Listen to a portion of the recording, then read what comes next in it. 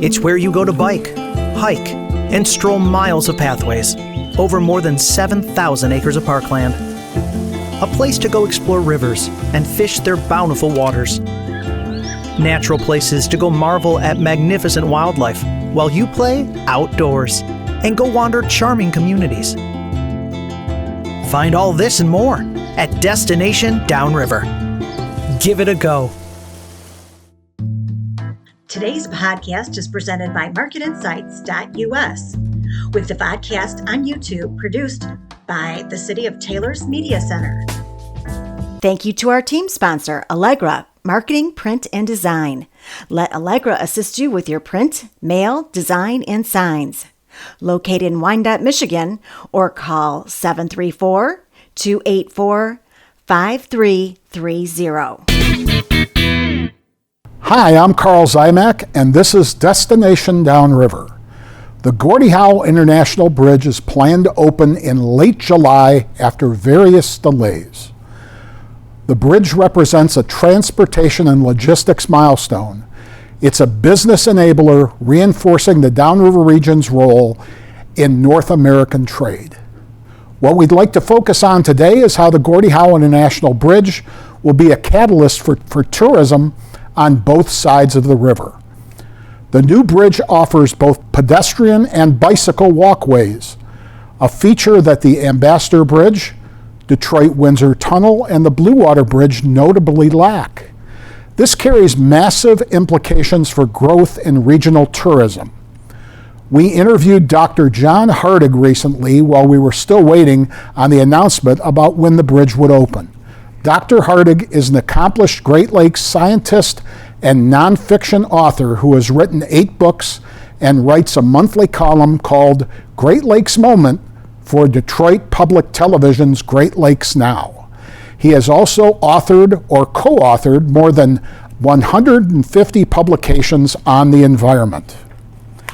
John serves as a visiting scholar at the University of Windsor's Great Lakes Institute for Environmental Research and on the board of directors of the Detroit Riverfront Conservancy.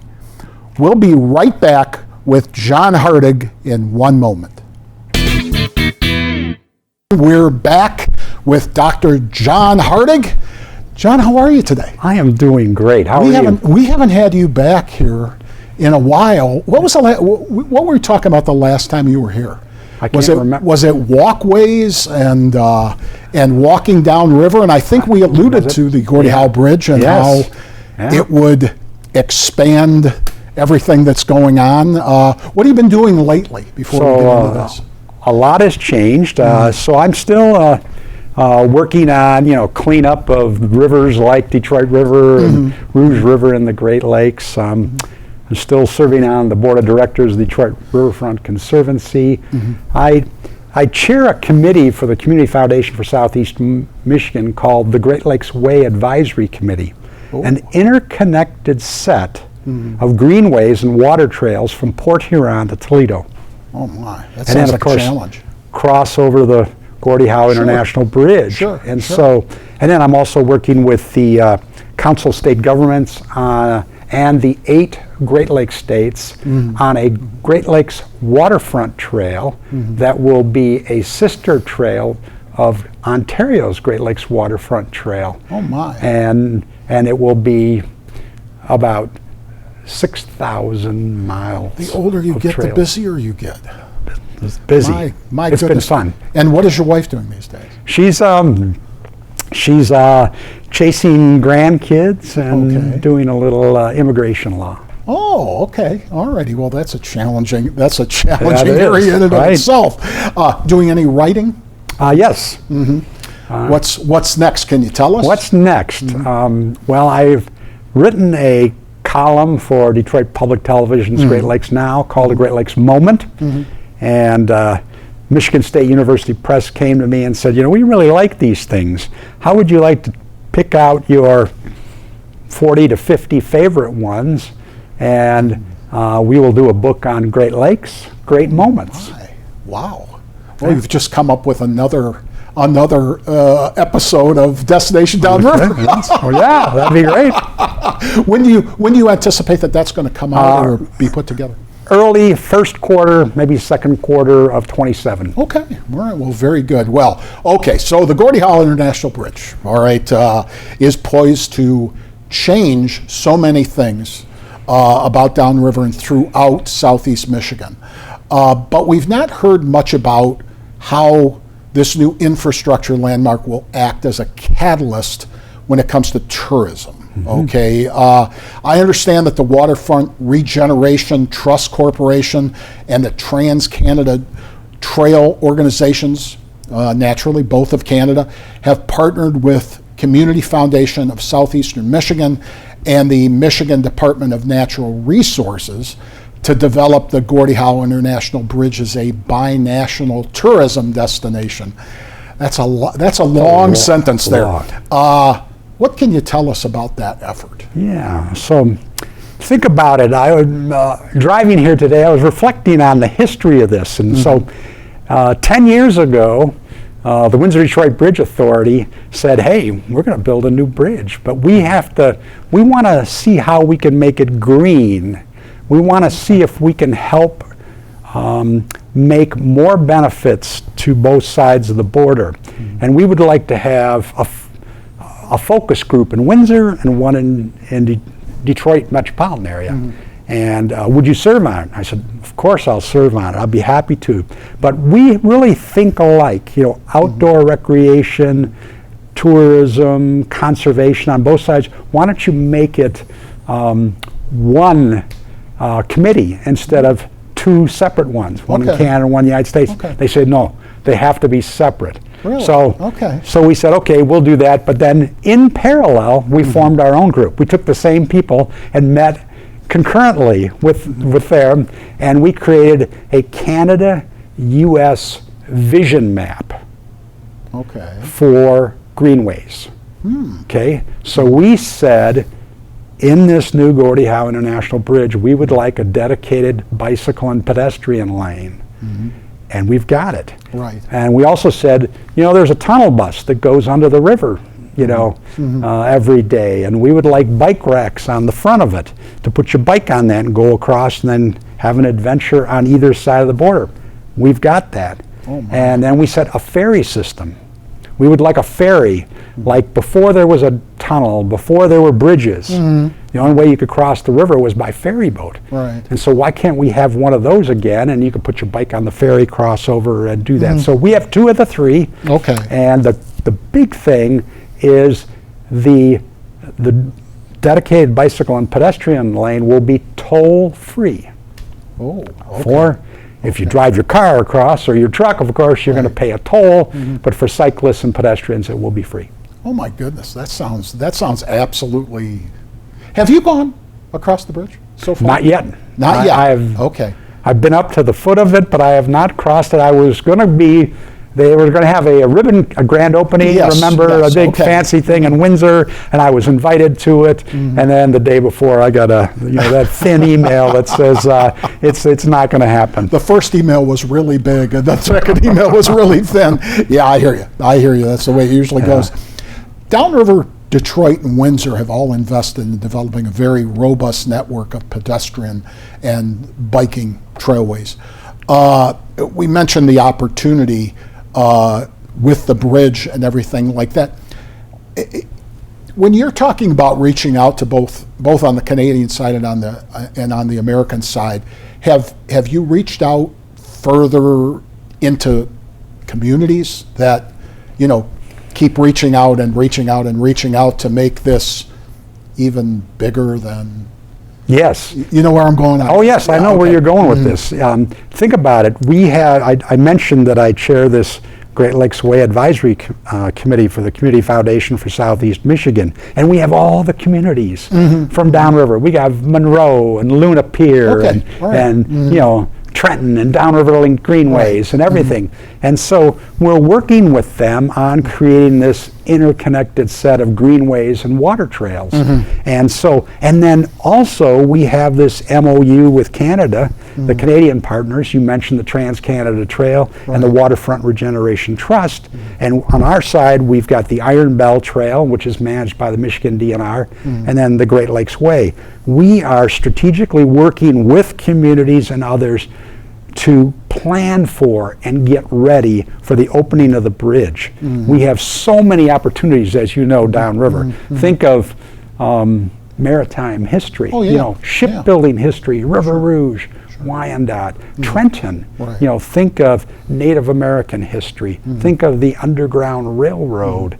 Think of, Prohibition, and think of conservation. Think of the things that you could do binationally in an afternoon or a day that you couldn't do elsewhere. Do you see a lot of these communities? I mean, if we're looking out, say we're looking out 20 years from now, okay, the bridge is open, it's been open for 20 years. What do you see on the local, on like the hyper-local level, okay? Does this mean that there's going to be 5 more coffee shops in Wyandotte, and there's going to be this type of museum built here because this used to, this community used to be involved in something? You know what? Yeah, sure. I would think, certain museums like the River Rouge Historical Museum is only open 1 day a week, right? I mean, it's a showcase of shipbuilding history, and yet it's only open once a week. And so I would say things like that will open more. There will be some more coffee shops and restaurants. B&Bs and Airbnbs will get a little more attention. People staying overnight by bicycle. I think when we develop itineraries, like what are those overnight trips that you could do? And so they would plan, you'd have different communities working together with tourism people and say, okay, we're going to start in Windsor. We're going to stage at Ojibwe National Urban Park. Get on our bikes, come across the river, go downriver, have lunch in Wyandotte, go down to the refuge, go through Lake Erie Metro Park, stay in some Airbnbs or B&Bs or something like that, turn around the next day and come back. So that's going to be important. And I think we are just scratching the surface of that thinking. But we have these really cool experiences to offer, this unbelievable history to offer, and culture, and lots of great places to eat and drink and have fun, And so I see this just exploding in the future.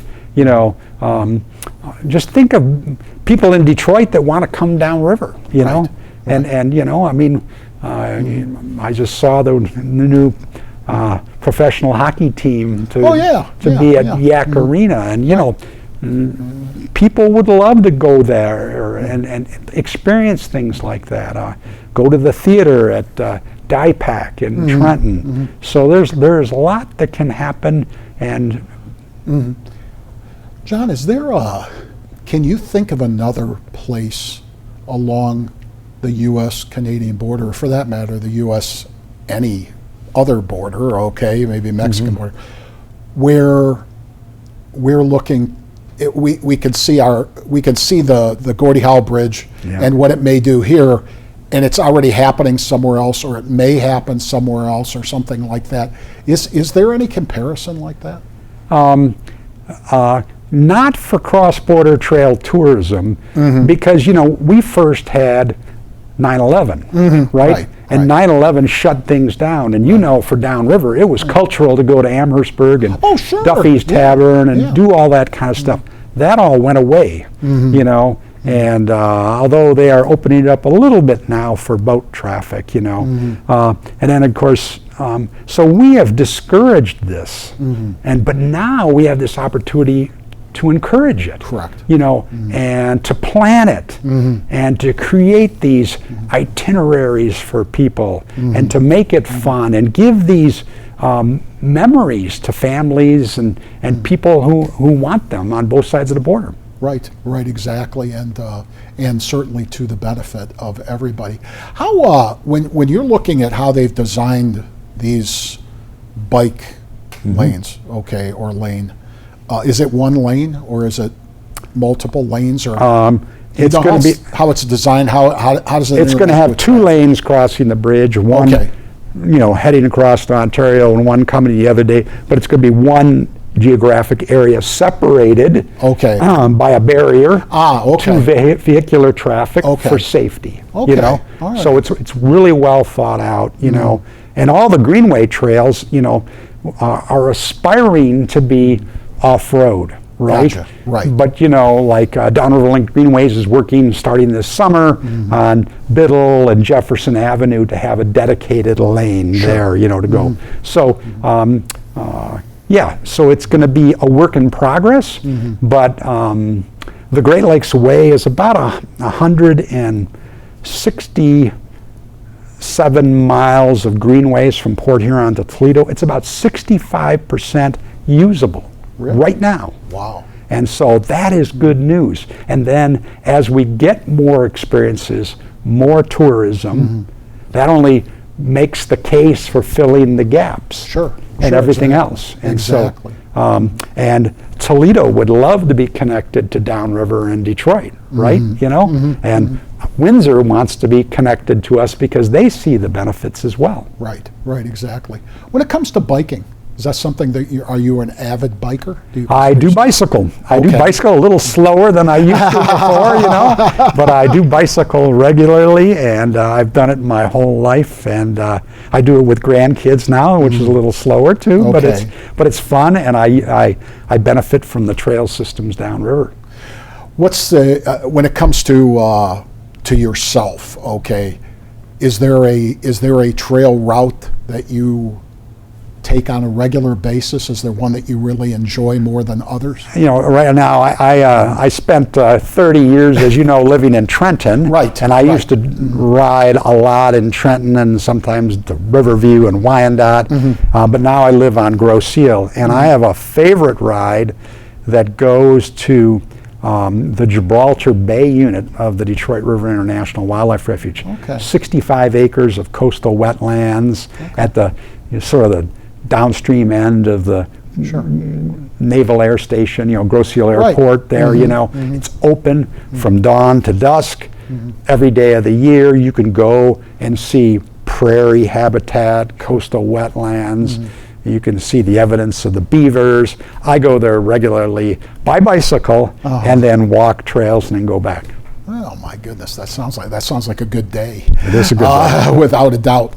When we're talking about whether the cities are on the Canadian side or on the American side, are there any special associations or groups that are actively collaborating right now with the intent that, hey, when the bridge opens, we're going to see this, and kind of like visioning type groups? Yeah. So on the Canadian side, they have something called TUEPI, an acronym, Tourism Windsor Essex Pelee Island. So they think totally tourism. They are all over this. Really? And how to plan itineraries. How to make sure businesses are bicycle friendly. How do we become market ready for what is coming? So they're doing that. Visit Detroit, destination downriver. We need to have that. Think of bringing them together to create a synergy amongst those organizations to help communities and businesses get ready and benefit from what's possible. Wow, that sounds interesting. And it really all comes from a spark. There has to be a spark somewhere along the way, and quite frankly, this bridge probably serves as the key spark. It is a spark, because how many people have an international crossing like we have with a dedicated bicycle and pedestrian lane on it. And at the foot on the Canadian side is going to be a national urban park. Right. And then in close proximity, we're going to have Ralph C. Wilson Jr. Centennial Park and the Detroit River International Wildlife Refuge and Elizabeth Park. And we have, if you could put those together in experiences and create memories for families, that's going to be pretty special. When people are going to be crossing the bridge in this fashion, okay, likely on bicycle and or walking, how does that go? Is it any different when you're leaving? Well, you'd only be entering, right? You only get checked out when you're entering. Once. You have to pay no toll. So, but you have to go through. You still have to have a passport, right? Correct. Okay. And so you have to go through Customs and Border Protection, you know, and check you in. The other thing to think about is if you look at a distance from downriver at the bridge and you look how the bridge comes up, and you think about that slope, a seasoned cyclist will have no trouble doing that. Right. But maybe the average cyclist might want to take an e-bike because of that slope going over. And they're not going to have any problems with e-bikes? Right now, they're planning for e-bikes. They are on board with that. Yes. All right. And so yeah, and I think of bicycle liveries, you know, that could open up as a result of this. You know, a couple of bicycle liveries opened up on the Detroit River Walk because of what they wanted to do. You could see one being along Downriver linked greenways downriver. You see a heavy leaning toward a return to healthy living because of this type of activity. I mean, you know, there's a lot of people out there who don't bother to get the stuff out anymore. It's a huge benefit, you know, to promote healthy living, a healthy lifestyle. Right. And you know, during so there's lots of good studies that shows the benefits of cycling and getting out and enjoying nature. The thing that we learned during COVID is that when you are in nature, you learn to relax. And that was one of the few places we could go in COVID because we weren't around other people. And how special was that? And so there's a whole movement to reconnect people with nature, starting with the medical community, starting with hospitals. And now in Ontario, a doctor can write a prescription for you and me to go spend 6 hours a week in nature to learn how to relax and to walk and reap the health benefits of nature. That's kind of amazing. Isn't that amazing? You know, you touched on COVID, and that was one of the things that came out of COVID that was, to me, such a uniquely popular thing. Even in the dead of winter in Michigan, you know, it's 10 degrees and there's a 15-mile-an-hour wind. And you learn to reappreciate nature. And it was a pleasurable experience. Now, it seemed like before COVID, there was, you know, it was, no, I don't want to go outside, I don't want to do this stuff, it's a Michigan winter, there's too much snow, there's too cold, all that stuff. And then all of a sudden, it changed. And you people could really are rediscovering what we have downriver.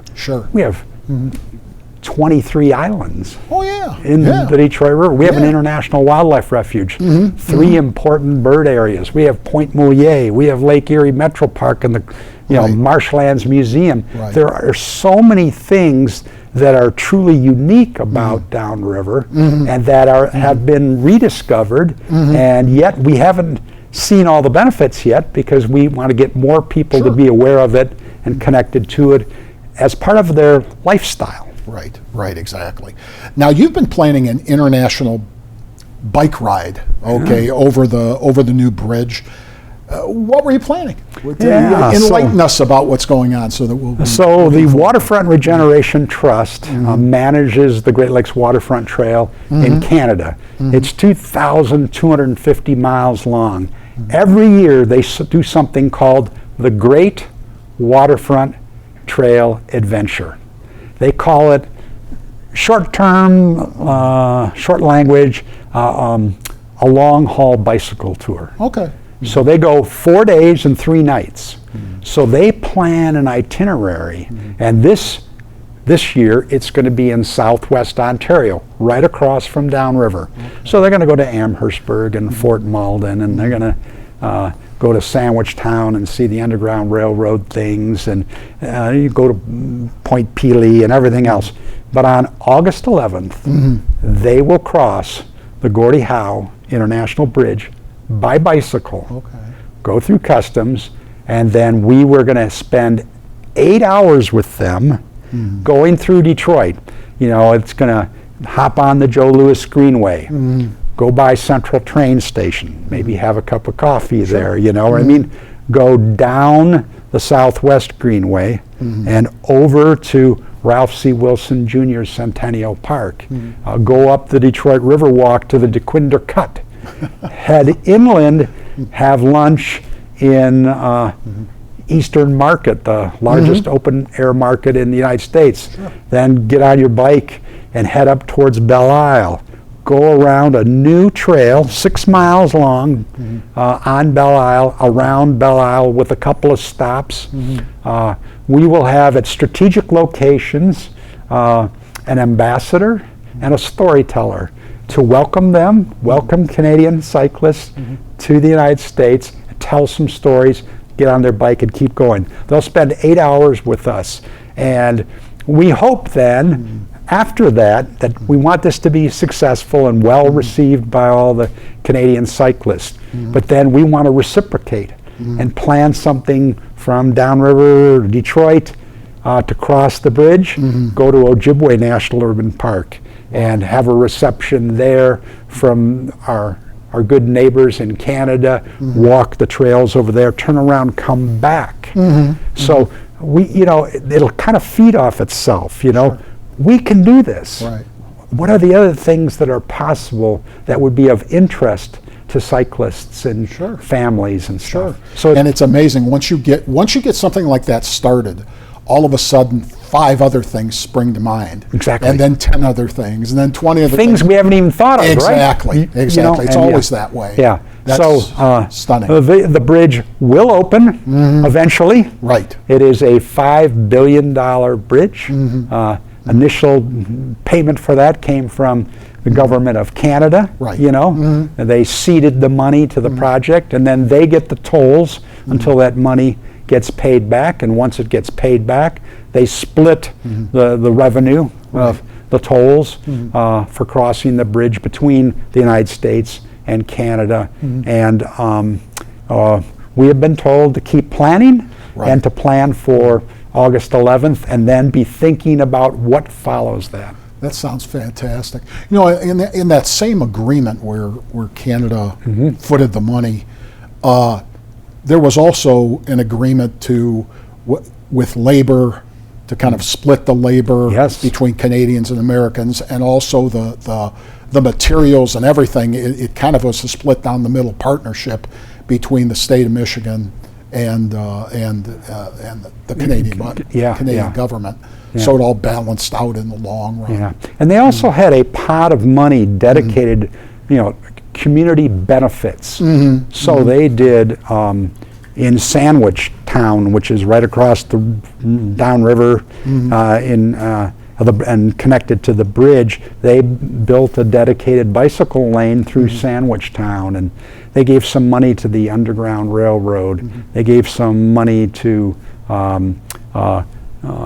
build a viewing platform at a park overlooking the Gordie Howe International Bridge. They've done a number of things to make sure these local communities are aware of the bridge and will see the benefits of that as well. As we move forward here, when the bridge opens and so many of these activities start rolling out, is there going to be a central point where people can go to find out about if they want to get involved? Okay, if they're watching or listening to us today, and they say, hey, that sounds interesting to me. Yeah. And is there a central point, or is it just going to be dependent on news organizations making people aware? Yeah, we're going to have an. Right now, they're Detroit Greenways Coalition, an NGO, and Bike Windsor Essex came together and got some money from the Windsor-Detroit Bridge Authority to do maps of when you come off the bridge. Do I turn left? Do I turn right? Do I go straight? Where do I go? And so that is now available on several websites. Okay. There is an interactive map for this, hosted through the Southeast Michigan Council of Governments for this. The Visit Detroit and Tourism Windsor, Essex, Pelee Island will have portions of their website to make it easy. Like, what do you need to cross the bridge? Okay. What should I expect? Right. What happens if there's bad weather? Some of those kinds of things as well. And of course, it's a work in progress. It'll get better as we go forward. But there is lots of interest in this, and I think we're really excited to showcase this August 11th trip into Detroit. And can you see one coming to Downriver then? Oh my goodness. And we would host them, Yes. Where do you have lunch? Oh yeah. Where's the bingo. coffee shop? Where do I get my ice cream? Right. We would, and what are the stories that we want to tell downriver along the way, and who's the best person to tell that story? Oh my. That'd be so fun, wouldn't it? Oh, it would be a labor of love, I would think. It would be fantastic. That's really neat. Have we missed anything? Can you think of anything that we missed that we want to? No, just that we are all part of something bigger, right? And so Downriver Linked Greenways is part of the Great Lakes Way, that is part of the U.S. Great Lakes Waterfront Trail. About 3,700, 3,800 miles long. That's going to be connected to Canada, and 2,250 miles, so 6,000 miles devoted to outdoor recreation and healthful living, conservation, just economic development, trail tourism, ecotourism, cultural tourism. So it's really exciting to see what's coming, and we just have to open our minds to think big for it. It's kind of amazing, have you been watching the World Cup much? Yes. Oh. So have I, and if it's one thing that that event tells you, and it literally slaps you across the face with it, is that look at the fun that we can have when we all come together. Exactly. And this bridge can bring us together, and we can have just as much fun. It might not be soccer, but it'll be something else. And it's going to be a lot of fun, I think, once they get it open. There's no doubt. I think it is too. It's going to be just something where there are going to be so many different economy first, right? There's economic benefits. You can get goods faster to Toronto going on that bridge, but there are going to be so many other benefits, and it's up to us to make sure that happens. I hear you. Well, thank you for coming on today, John. Thank you so much for having me. Always a pleasure to have you. The Gordie Howe Bridge will become an access point to more than 7,000 miles of Michigan and Ontario greenways. Plus, the bridge's new southern Wayne County location opens up numerous new businesses, real estate, and tourism opportunities throughout the Downriver area. In fact, investment in the bridge and surrounding infrastructure is already influencing private sector behavior throughout our region.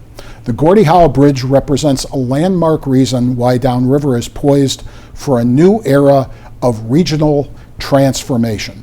Thanks to John Hartig for being our guest today. A tip of the hat to Joe Camilleri behind the controls, to Rich Williams and Katie Curry for their help in preparing the show. So, until the next time, this is Karl Ziomek signing off on another Destination Downriver. Thank you to our team sponsor, Allegra, Marketing, Print, and Design. With a special thanks to our production partners here at the new Taylor Media Center. Thanks for listening and watching. Please visit our website, destinationdownriver.com, or our Facebook page, and be sure to join us for next month's podcast.